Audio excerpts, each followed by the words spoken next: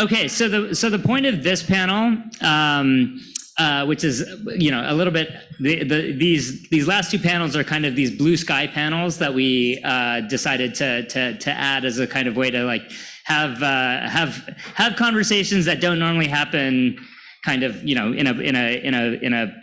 a public forum. And one of them, so this one is about the relationship between philanthropy and private philanthropy and the academic economics and just why I sort of posed it as like, why is there all this money and in a way that like EfIP and these various Hewlett centers on political economy, the Stone centers on wealth inequality, and it's not new. There's always been a philanthropy interest in economics, and I'm kind of curious from the point of view of philanthropists and foundations, what they sort of see as a particular virtue of funding economics rather than say more historians or sociologists or literary theorists. And so this was an opportunity to have that conversation. And so we have Bill Janeway, representing Bill Janeway. Yes, more than anything else. Yeah. And friends. And friends. Brian Kettenring from the Hewlett Foundation and Shayna Strom from the Washington Center for Equitable Growth. So both Hewlett and Equitable Growth have been big funders of economics research. And so, we thought it would be good to hear from them sort of like what they sort of see as the big picture and the point. And I think Bill will kick us off with an overview. And so take it away. A kind of historical overview, because the title for the panel is a question, and there's an easy. It's wonderful to be on a panel where you have a definitive, short answer to the question, and the answer is, well, for 90 years, philanthropists have been engaged with academic economics, at least for 90 years. Charles Coles founded the Coles Commission, as it was originally called, in 1932 in Colorado Springs. And his mission had to do with the lack of evidence to inform what economists were purported to be doing as the Depression was running out of control. But then, and this gives us an alternative motivation, in 1944, a small foundation, the Volcker Foundation, said, we will pay Friedrich Hayek's salary at any university that will give him a job. And that kind of rolled forward into the Olin Foundation beginning around 1969, devoting itself to supporting law and economics as a new. So here you have something that is, whether we call it ideologically driven or policy pursuing, philanthropists who are basically moving to shift the center of gravity or the line of travel of the discipline. And that then comes, the next one I would highlight would be from 1986, when Sloan and especially the Russell Sage Foundation set about to support the development and especially the diffusion of behavioral economics. And continue for many years, particularly with the summer institutes. So this is kind of supporting the addition of a new content for economics that was not mainstream, and exploring whether it could become mainstream. And in this case, I think it's fair to say the philanthropist won. Behavioral economics is not, it continues to evolve, continues to develop, but it's definitely part of what we teach and what we expect our students to have some understanding of. But then, not very much longer after that, just about 30 years ago, the MacArthur Foundation launched a major program with a lot of money behind it, which was sort of under the rubric of alternative approaches to economics, supporting the development of a number of circles, which, at least within the timeline of that program, did not really succeed. Although one might say that in some regard, it sowed some seeds, which, as I'll say in a moment, have belatedly perhaps thrived. More recently, the global financial crisis of 2000, well, let me back up. I think MacArthur, and I remember having conversations then at the time and with the, particularly the economists at UMass Amherst, there was a sense that rational expectations, the quote, triumph of Chicago economics, was pulling the discipline away from the world into a formalism that legitimized the notion that the only role for government is to screw up markets that will otherwise, left to themselves, give you the fair and efficient solution. And MacArthur wanted to challenge that, and it was very hard to challenge that 30 years ago in the time of the Great Moderation, et cetera.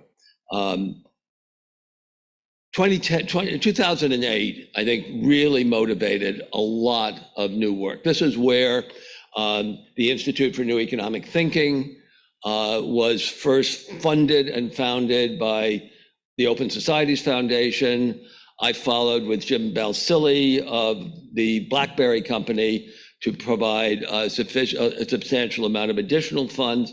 And a certain amount of this was very much driven by, there's an opening, there's an opportunity to support ideas that had been somewhat marginalized or not given enough airtime in economics. So for a period of years, which I'd say was probably for the first 6-8 years, as the discipline very broadly and across multiple levels and in multiple settings, multiple academic settings, responded to the global financial crisis. Part of this was supporting work on bringing finance and economics back together in a world of macro, of rational representative agents who were their own creditors and debtors. So how could anything that happened in the financial system influence the real economy? But then we got, Brunnermeyer, Ray, Sonikoff, that kind of work. But I think there was a certain role at that point in time, only a dozen years ago or so, to kind of catalyze, support, amplify, and that has been, I think, more of the role now of INET, has been amplifying work that has gained momentum in the way in which the mainstream of economics has evolved. OSF also funded, confusingly, INET at Oxford, which is, as an institution, completely different from INET New York, where the focus there has been on really on agent-based ABM approaches to economics with people like Doan Farmer. And I think that has gained, because it had some substantial support, has had an opportunity to demonstrate its utility through, for example, the work it's done with the Bank of England on building large-scale models for the UK housing industry, variety of other approaches, some of which intersected the now, I think it's fair to say, almost completed program of new approaches to economic challenges at OECD, which may or may not have a future. In fact, it seems it doesn't have much of a future at OECD. So bringing us down to date, of course, we have the very active role of the Sloan Foundation, particularly supporting the NBER Summer Institutes, as well as a variety of initiatives in many institutions, in many targeted subjects. Suresh already mentioned Jim and Kathy Stone's proliferation of wealth inequality projects, now increasingly international. And that clearly reflects their concern with the facts that we spent a fair amount of time observing during the course of this conference, and it goes with Hewlett's commitment to these centers for political economy. And I think it's very active work to encourage other funders to join in kind of extending the envelope of how we think about what economics encompasses. And of course, that has also, I was happy to note on the website for EfIP, the credit given to the Hewlett Foundation for funding in support of EfIP. And then finally, the last one I would call out, because I think this represents a genuine innovation, which I'm personally am very happy to support, which is what Wendy and her colleagues, including Suresh, Margaret, have been up to in creating a new way of constructing an undergraduate curriculum in economics, the core program, which has an enormous amount of potential to extend, and where, for me, what I found particularly powerful about the launch and continuing way of the architecture of core, to start with problems and working back to show and expose alternative ways that different economists at different times, with more or less success, have deployed tools to understand and to respond to those problems, and to create an environment where policy initiatives are debated and discussed. So I think that there is likely to be, as a kind of, this is just, okay, I am definitely speaking for myself. Historically, the textbook lags the research. The kind of research that has been discussed here today is by no means the substantive content of the undergraduate, and even I would say in some places the graduate curriculum, at least until you get to the level of being kind of taken behind the veil and shown, well, you know all that stuff we told you about efficient markets and competition. Well, it doesn't really work like that. It's a little more complicated. But so I think that one place that I will be pushing is more work to extend the kind of approach that CORE has taken, and particularly to link it to the other social sciences. So I just close by saying I have one other affiliation than the University of Cambridge, and that is, as you will have gathered, the Social Science Research Council. And my motivation in joining that board now many years ago was to try to create a place that was where economists could become comfortable collaborating with other social scientists. And I do think that that kind of collaboration is more and more appropriate, of course, especially as social scientists now immersed with data have learned some of the tricks that economists have mastered and deployed, while they all have to learn how to take seriously the stories that we inevitably wind up telling to explain why these causal relationships that we have identified actually came to be. So I think there's an ongoing opportunity and need for support, philanthropic support, for extending the scope and renewing and extending the content of economics as a discipline. Thanks. Thanks, Bill. And thanks, Suresh and the organizers for having us. I'm Brian Kettenring. I run the Economy and Society Initiative at Hewlett. I'm not an economist. I was a community organizer for 26 years until finding my way to philanthropy 2 years ago. So I spent most of my career fighting for higher wages for workers, racial justice, democracy, and maybe more recently fighting Trumpism, and which sort of leads sort of circuitously to the creation of my program. I'll try to use our program as a little bit of a case study. And we, one of the things that I appreciate about Hewlett, we believe in transparency. So also, I spent a lot of time with grant seekers and people out in the world trying to help sort of render philanthropy as transparent as we can, because I spent most of my time on the other side raising money for social justice work. But so I run this program. It's a $16 million initiative this year. There's about 65 grantees. And the purpose of it in our parlance is to help foster the development of a new common sense, a new economic paradigm, one that's more inclusive, both in terms of inequality, in terms of race and other forms of stratification, in terms of sustainability, which is a reference to climate, but also to the frequent financial crises in the neoliberal model, and one that is democracy sustaining. And I should note, I work for an academic who's now Larry Kramer, the president of Hewlett.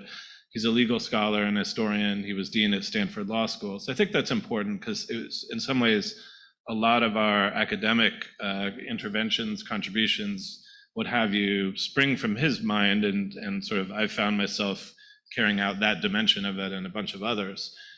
So for our program, we're trying to foster new economic thinking and new economic practice. In other words, a new paradigm. So we do actually 4 types of funding in this program at Hewlett. It's actually the smallest one at Hewlett. The bigger ones are 100. Our climate environment programs are $180 million a year. But so the way I think of our work is it's typologically is we do make academic investments, think tank investments, communications, and then organizing and social movements. And the sort of theory of change underneath it is about the gestation of ideas and then their sort of transmission into society. Obviously politicians are another part of the equation that we don't fund. We're strictly C3. And in my program, a couple of things that I think people would find interesting. It's definitely a transdisciplinary theory of change, where within the academic investments, we're working, I'm leaving right after this panel, going to the Law and Political Economy meeting over at Harvard Law School, which is scheduled adjacent to this meeting. So we're one of the first funders of the LPE work there, similar in political science. And really those are sort of the big 3 in our mind. Economics looms very large in sort of all of these conversations, unsurprisingly. But I'm in my extensive spare time with 3 children and a job, I'm doing a master's in history poorly. So we created something called the History and Political Economy Project a couple of years ago.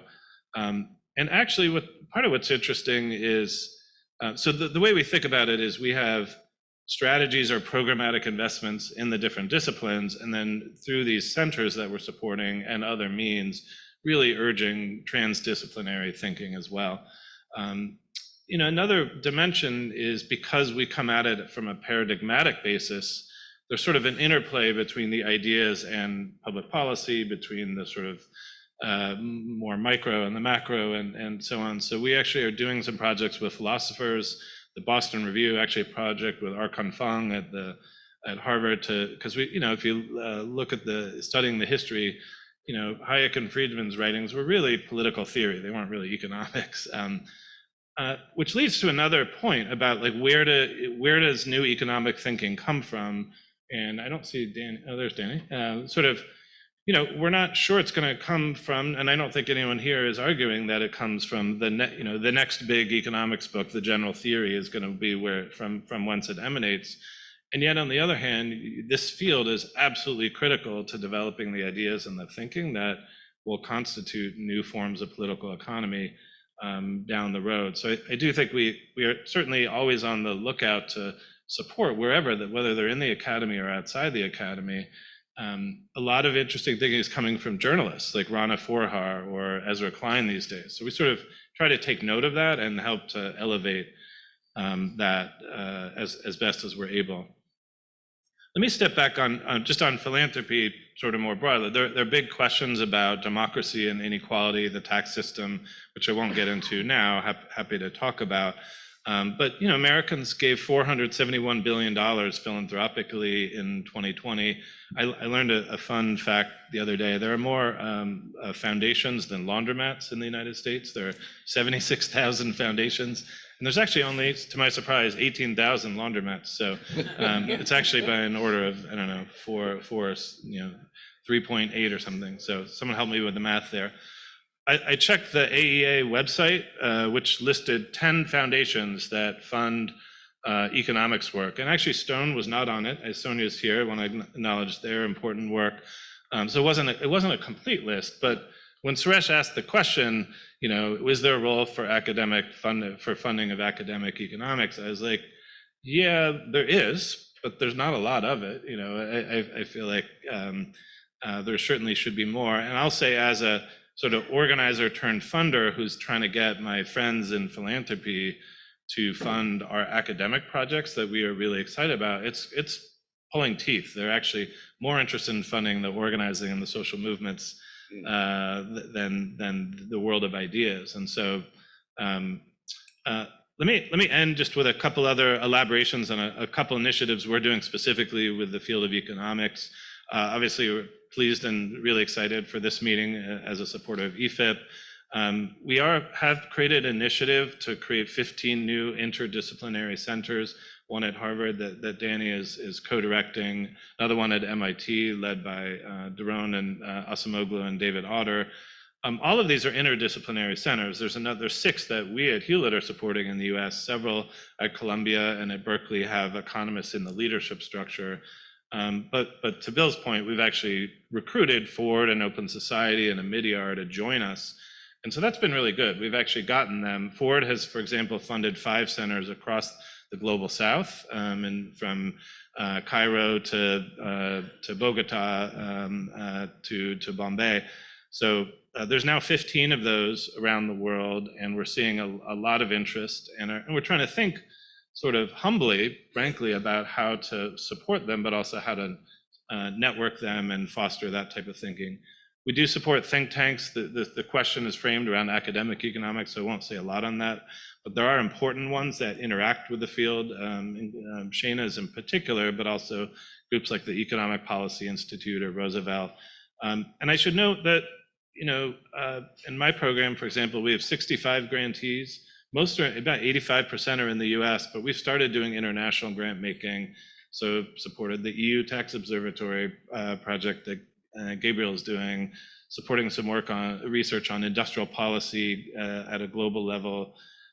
Places like Mariana Mazzucato Center in London. Just came, Danny and I and some others were at a meeting Monday and Tuesday about a new school project on the political economy of authoritarianism. So I think that at an interventional level, there are sort of projects, there are centers, and then another sort of forum is conferences and convenings and the like. So in our small ways, we're trying to make a contribution to advancing the field. And with that, I will stop there and turn it to Shayna. Okay. Hi, everybody. My name is Shayna Strom. I'm the new CEO of the Washington Center for Equitable Growth. I wanted to start by echoing thanks to Suresh and to EfIP for what has been a really fabulous conference so far. I've really enjoyed it. For those of you who may be less familiar with Equitable Growth, we are a 9-year-old nonprofit research and grant-making organization which aims to change the long-term narrative about what makes the economy grow, demonstrating that when the fruits of economic growth are broadly shared, then growth is both more sustainable and more equitable. Equitable Growth was founded on the idea that academic researchers and policymakers are too often siloed from each other, and that facilitating connections between these two groups will lead both to more relevant research as well as more sound policy. As a result, we fund academic research, and we also engage in current policymaking efforts to get academic evidence in the hands of policymakers. I should say we are strange bedfellows to this conversation because we are, in some ways a philanthropist. I know Suresh sort of referred to us that way in that we do grant making, but we also receive grants, including from Hewlett. And I spend a lot of my time trying to raise money for us as an organization. So I think we see this issue from both sides. But in terms of us as a grant making organization, in our latest grant cycle in 2022, we dispersed more than $1 million in funding to 42 scholars from economics and other social science disciplines to deepen society's understanding of how inequality affects economic growth and stability. Since 2013, we've distributed close to $9 million to nearly 350 grantees at US colleges and universities, and our grant recipients range from PhD students to some of the nation's most established academics. When Suresh started this panel, one of the questions that he asked was why people are giving to economists and not to other disciplines. And obviously I can't speak for other organizations in that. But one thing I will say, and as someone who both comes from the policy world, and I should say I too am not an economist. I am bring a background as a researcher, but also as someone who has worked in government in the White House and sort of brings a policymaking lens to the kind of work that I do. So I would say that part of the answer for why groups like Equitable Growth are interested in economists is that policymakers continue to value economists. When politicians want to prove that a policy is not just the right thing to do, but good for society at large, they talk about the policy in economic terms. They talk about its effect on economic growth or its effect on jobs. And similarly, when politicians want to tear down a policy, they talk about how it will kill jobs or create inflation. I should note that some of these uses of economics are obviously oversimplified talking points rather than substantively grounded in economic theory or data. That said, it just makes a point of how economists are incredibly powerful validators and play a really important public intellectual role for all these kinds of policy conversations. We'll say as an example, it's why it mattered when 126 economists, organized in part by Equitable Growth, and including some of the economists in this room, signed a letter before the passage of the Inflation Reduction Act, noting that the bill would put downward pressure on inflation. I should say that the role of economics in policy is continuing to shift, and certainly Bidenomics, as people talk about it, and the role of economists in the Biden administration is really different from the role of economics in the Obama administration, and maybe that's something we can get into more during the discussion section. But within the issues that Equitable Growth works on about the relationship between equity and growth, part of our interest in economics is challenging the old assumption that there exists an inevitable trade-off between growth and inequality. So many of the people here in this room are part of the vanguard exploring exactly these kinds of questions. And I will say I was rereading the Boston Review article on economics after neoliberalism that was distributed at the check-in here. And it described so much of the wonderful research, and that, I'm quoting here, can push us towards an economy that is morally better without sacrificing and indeed possibly enhancing prosperity. So from our perspective, ensuring that there's more of this kind of research can help to shape both the field of economics and also the economic future we have in this country. The next step, of course, is to make sure that this important new research actually gets translated into the policy arena. Strong GDP growth, for example, has generally been considered evidence of good fortune for all Americans. But claims of economic growth are nearly useless without the relevant context that most growth in the modern economy accrues to the highest income earners in society. People in this room are likely familiar with Piketty, Saez, and Zuckman's distributional national accounts data set that uses US tax data to measure the distribution of income in the United States from 1962 onward. The data shows that since 1980, the vast majority of Americans have seen growth in their own incomes that is below GDP growth, and the top 10% of income earners have taken around 50% of all economic growth in the previous expansions. That's why Equitable Growth encouraged the US Bureau of Economic Analysis, or BEA, to disaggregate their quarterly national income report so that policymakers, journalists, and citizens can see not just how much GDP is growing or shrinking each quarter, but also to whom growth is accruing, including those at the very top of the income distribution. Though a seemingly minor tweak, the change has the potential to change the way the country thinks about the way the economy works, centering questions of distribution, power, and fairness in the countless news stories that accompany the new GDP numbers reported each quarter.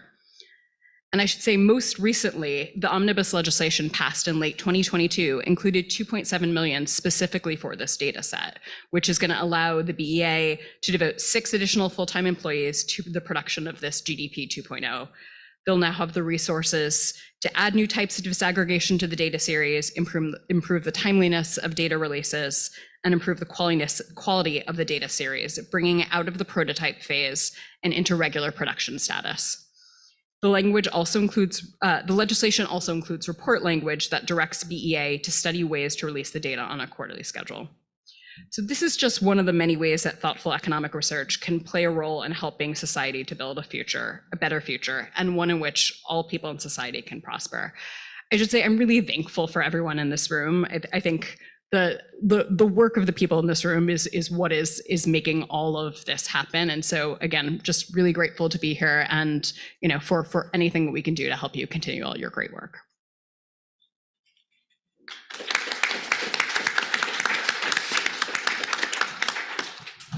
So we can take questions, but I also have we can also have a discussion. I have some questions for whoever wants to answer them. But one of the things was, Brian, in your comments, you were sort of referencing the Hayek and Friedman. And it definitely seems like there's this model, possibly it's a Hewlett specific model, but that really it's like there's this epistemic law of oligarchy that like you change the ideas at the top, and so in this small group of elite thinkers, and they kind of ripple throughout the society, and that is kind of the model of social change. Or if not, it's like just kind of, who cares what economists think, and why this sort of thing of when it comes to influencing policy, why is the strategy change what economists think as opposed to changing how policymakers think and use economics? And that's a question also for Shayna in terms of, we're important policy validators, but why? and why is the strategy to sort of keep feeding that as opposed to pushing back on it? So anyone who, yeah. A couple of thoughts. One is, people were saying to me, people in Washington, that Washington was moving much faster than the field of economics in the last 2 years, and I think that's debatable, but that resonated, I'll say. And so I think we wrestle with this a lot. Is the strategy to sort of knock economics down a few notches? Is that the goal? Or is it, and I'll say I'm relatively new in this particular piece of the equation, but so I try to exercise a light touch, frankly, on particularly all the things that I do. But I think there's a reason why we're investing in other academic fields and encouraging sort of a cycle between policy engagement and pulling back the lens. So I think we need to both foster new economic thinking within the discipline and sort of elevate spaces where non-economists are in policy-making venues. And at least for now, that's sort of my provisional answer, I would say. And I guess I would just add, which it's really echoing what Brian said, that I think it's both and, that, to a certain extent, you have to meet politicians where they are, and they are living in a realm of talking points and needing to be able to speak in sound bites. And part of what they do need to address, because they represent a large population, is, what is going to be good for society at large. And for better or worse, economics becomes sort of the proxy for better for society at large. But I also think there is an important role for making sure that other disciplines are represented and explaining what that can mean, and that there's a number of different ways to address these kinds of issues. I actually think there's a different mode of explanation, which is empirical, which is, if we look back over the last 90 years, back to when the Coles Commission was founded, we can see that we had politicians, we had policymakers, we had policy made that was appalling. And we had a movement. Suresh would be extremely disappointed if I didn't mention the name Keynes in this discussion. But it is the case that Keynes lost every argument over policy when he was just trying to make what to him appeared to be a common sense approach to, for example, putting people back to work, or not going back to gold at the pre-war standard when Britain's prices were out of line with the US. And although Zach Carter missed this completely in his recent biography, he was in effect forced to write the general theory, to have a framework into which he could bring policymakers to give them a context for making better policy decisions. And you might say, well, that was why Hayek and Mount Pelerin Society set about reversing that and creating a different context. My own motivation at INET was that there were so many policy think tanks out there, many of which were honorably directed, many of which were very self-interested and funded by rent-seeking owners, but that going upstream to work with economists on extending the context that would include how the hell the global financial crisis happened would be a way of contributing to a better context for discussing policy issues, deciding them, debating them. And so I think that is a motivation that animates not just me, but a number of philanthropic supporters of the discipline of economics. And now we have questions. Okay, thanks for this panel. This is great. I wanted to try to connect it to the previous panel.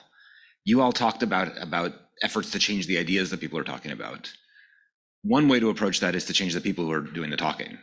It seems like if we're trying to build an economics of inclusive prosperity with a group of economists who've never experienced anything but prosperity, it's going to be hard.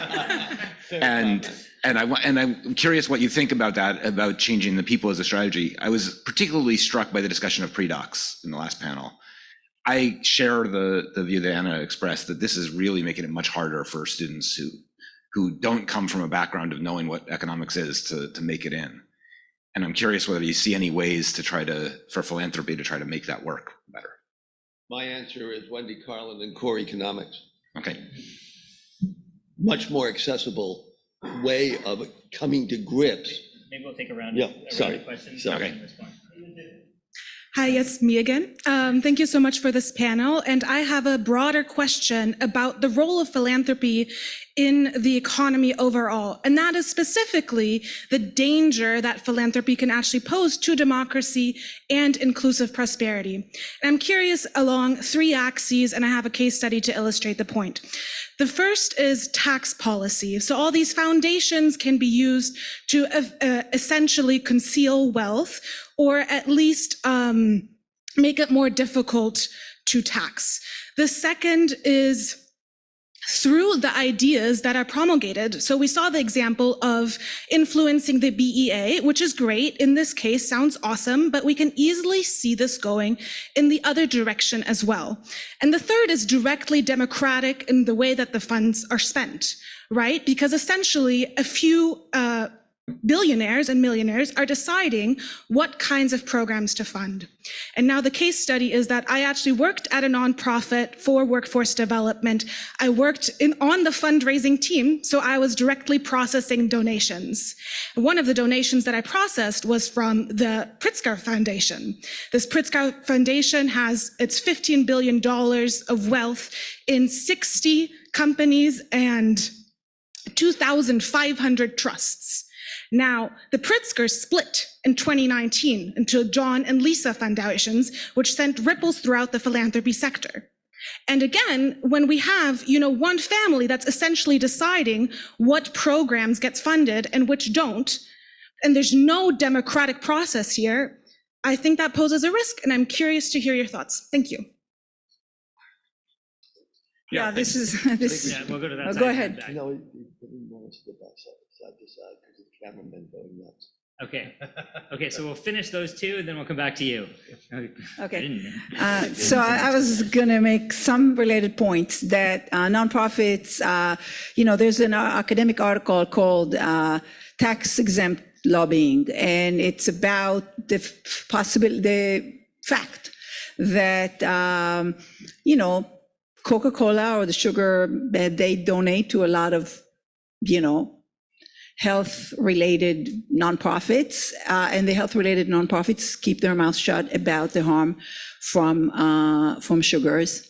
And so there are ways to impact through the nonprofit sector that are not always good for society. So it's related to this point. When Zuckerberg created his trust, it wasn't even a nonprofit. Jesse Eisinger wrote an op-ed in New York Times saying, what kind of a society do we have where he decides that New Jersey schools, he will redo, and then he doesn't even do a good job of that. And why don't we instead have thoughtful policymakers do that? So there is an issue of again, precisely what was said, who gives the money. And in general, our universities are also nonprofits, and they too have trustees that are all wealthy people so the nonprofit just has a different business model. And obviously there are good people everywhere and lots of things get done. But again, I just wonder how we get policy to do good. One other quick comment is about economists. My experience ever since getting involved in policy has been extremely disappointing with respect to economists. And my economist types are in finance and the areas that were highlighted as believers in, markets and efficiency and all kinds of things like that, but they wouldn't just enable and reverse engineer models to justify what we see as, efficient with some made up friction or whatever. So I've seen economics being abused or misused, and economists wanting to feel important, which I was told right away is what the economist wants. So the policymaker finds an economist that says what they want to hear. The economist produces that narrative. So I've seen a more cynical view of how economics plays out, and even just in himself, what's his name, Jason Furman, in reviewing a book about how to think like an economist by a sociologist, was saying, well, I wish we were so powerful. In fact, we're being used to do what they want to do anyway. So it's okay, this is a less cynical view.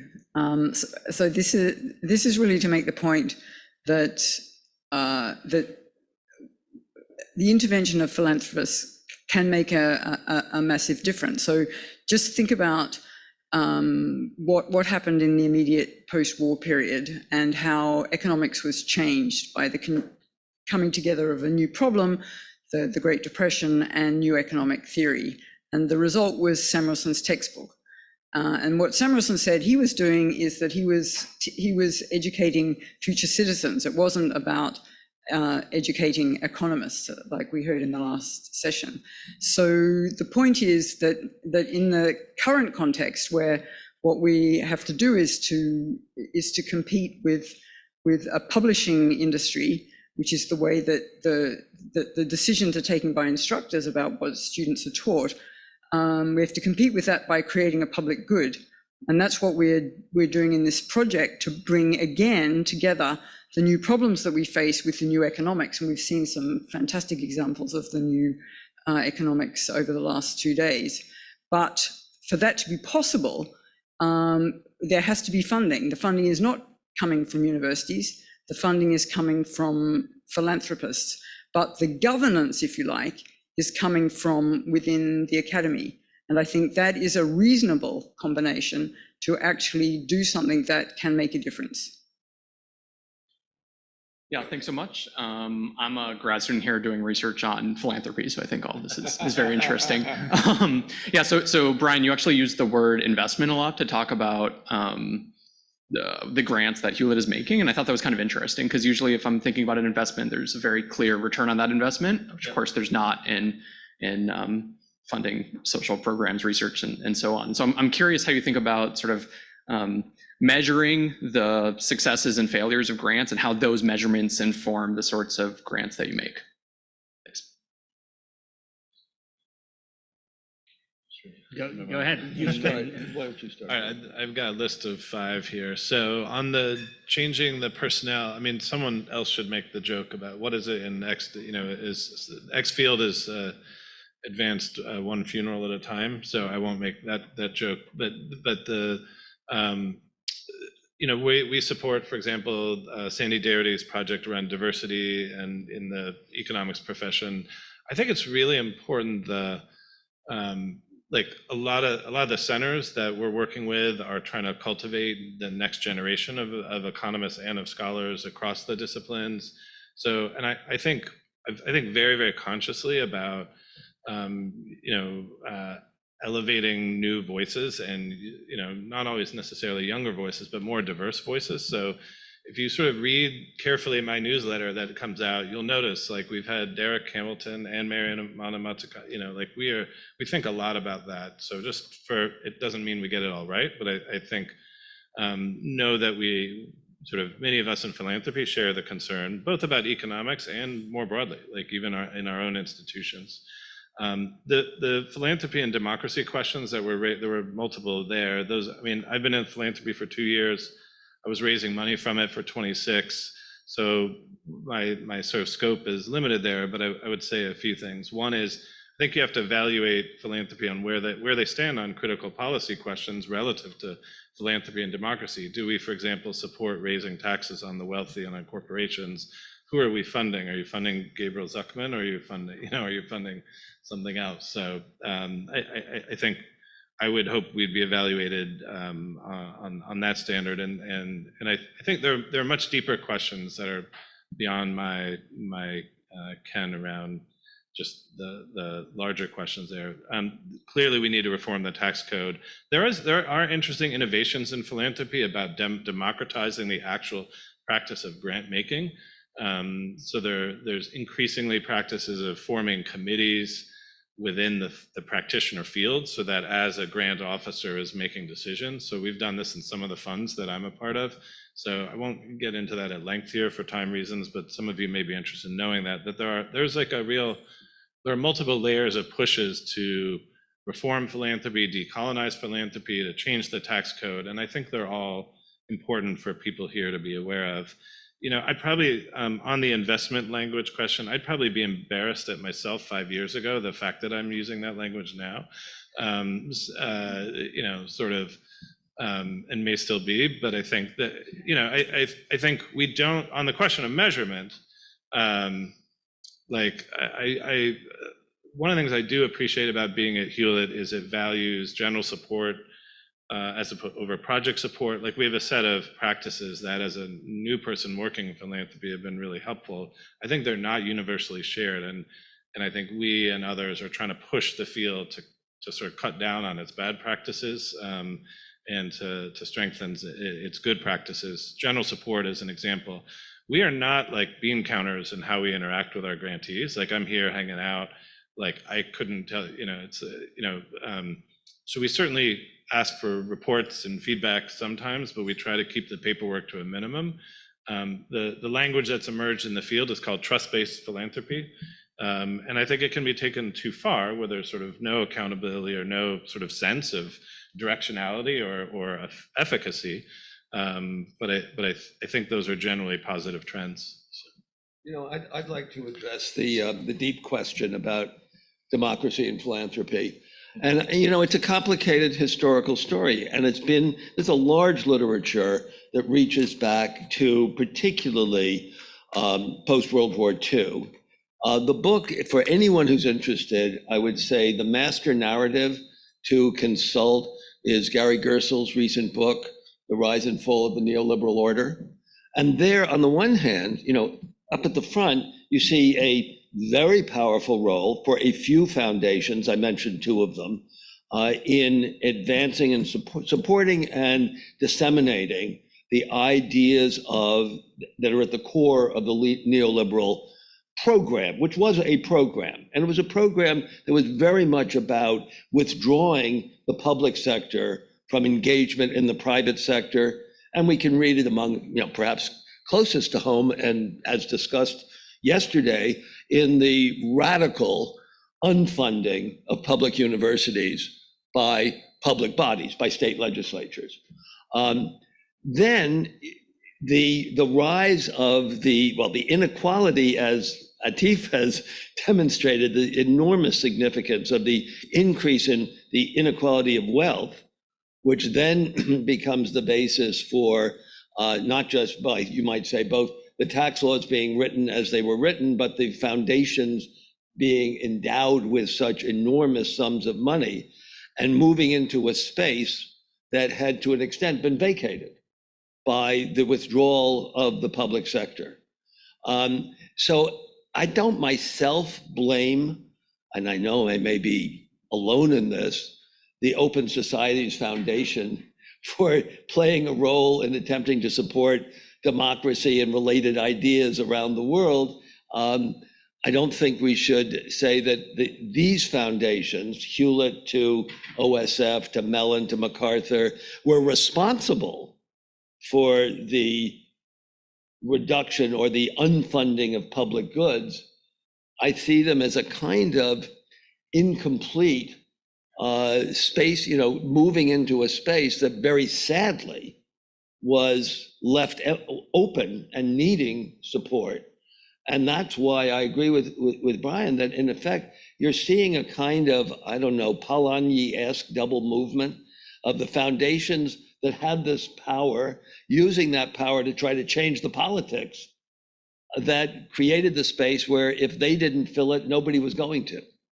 So I think it's a very complicated, rather dialectic through time process. So that complicates a question that I hope usefully. Maybe I'll just add a few more comments on each of those things. On changing the face of economics, I could not agree more. At Equitable Growth, we've been running a diversity in economics series, and we also try to work on these kinds of issues through things like our postdoctoral programs. I would say we wish we could do it more at scale. So this is where we get to put on our hat as someone who solicits funds and not just who gives out funds. That, again, very much agree, we would like to do this more. On the question about philanthropy and democracy, I won't say much on that because I'm not sure it's really my role here, but with another hat on, I taught a class on philanthropy and democracy at Hopkins last year, so happy to talk more. I have lots of thoughts on that topic. On the cynical view of economists being used, I mean, I think it's a very good point. I guess maybe I will say two contradictory things. One is that to a certain extent, everybody gets used, who is a validator. And so the question is, can we influence what type of person is getting used and make sure there's somebody like the people in this room who are going to be, thoughtful and nuanced and saying really helpful things. The other thing I will say is all that having been said, I do think economic evidence matters in government rooms. I sat in a lot of rooms in the White House when policies were held up for long periods of time because people couldn't decide what the right economic threshold was for something, and we're comparing studies. It's also the case, many advocacy groups right now push for everything to be done through contracting policy. And one of the things that is required for contracting policy is a statement that something will advance the economy and the efficiency of the federal government. And there's literally an analysis that needs to get done to decide what that is. And so there's all these kinds of economic questions that people in government are discussing, debating all of the time, and where all of the research that you all are producing very much is going, is getting debated and discussed. And part of it, there are definitely going to be some administrations that will just, say whatever they want to say and don't mind if, a newspaper laughs at their evidence. But there are also lots of administrations that feel like they have to be able to say something credibly and with a straight face. And that's where having the evidence available and that really proves why something is important for society, why something will increase economic growth, why it's important to, have that be inclusive growth, any of those kinds of things. That's why that really matters and really does impact policy. Got it. Well, we have 5 minutes. So but I'm also like, it's Friday afternoon, so I'll give everyone, I will give everyone 5, unless there's another question. Go. Okay, of course, there's another question. So go to the microphone. Yeah, we'll take 2 more questions. I moved out for a few minutes. I don't know if Shayna, you answered that question, but I was curious about that. You mentioned the difference between Biden and Obama administration, that they are using economists differently. So are we being used differently, or is there like what's going on? I hope I didn't literally say using economists differently. That was, I think I said the role of economists was different. And I would be interested in Brian's thoughts on this too. But obviously, I think part of, Brian was referencing earlier the statement about, and I'm not sure who it was who said it, that maybe Washington has moved forward more than the economics profession on certain kinds of things. And it's certainly the case that right now, the Biden administration, the way it is thinking about economics is considering a much wider range of things and the role of power and all than I think previous administrations have done. And it has led to some very interesting types of conversations and also leads to a wider range of people playing an important role in the administration. So, again, Brian, I would be interested in your thoughts on this one. The only thing I would add is to know that it was a concerted effort for 15 years, really 40 years, by people on the inside and the outside to sort of a battle for the soul of the Democratic Party and its policy-making apparatus.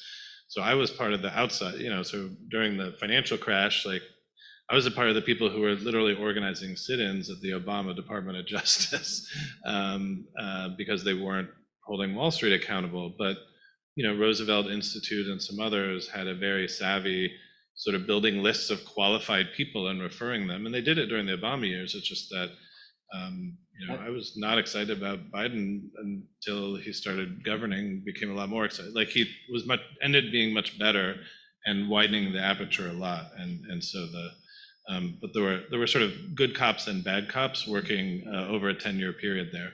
So this may be cold comfort to Anat, but I was one of those who lost the fight to send some bankers to jail in 2009, beginning with the CEO of Countrywide, who was, so self-evidently guilty of what 200 bankers had gone to jail after the S&L crisis under the presidency of that radical socialist, George H.W. Bush.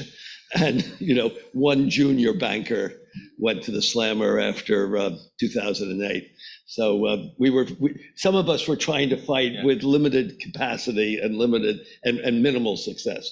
Maybe I would just add also that, the economists who are prominent in the Biden administration has changed. And it's important, again, so. people like the people in this room. And I would say, obviously the founder of my that was what I was about to say, the founder of my organization, Heather Boucher, now being a member of the CEA, or Jared Bernstein being the chair of the CEA, it's a huge change in who is influential within economics, or at least who is influential among economists who are in the policymaking world. And so I think that has a real impact on what policymaking looks like. Yeah, so I'm curious to know why there's no mention of the phrase price gouging in the panels or in the field.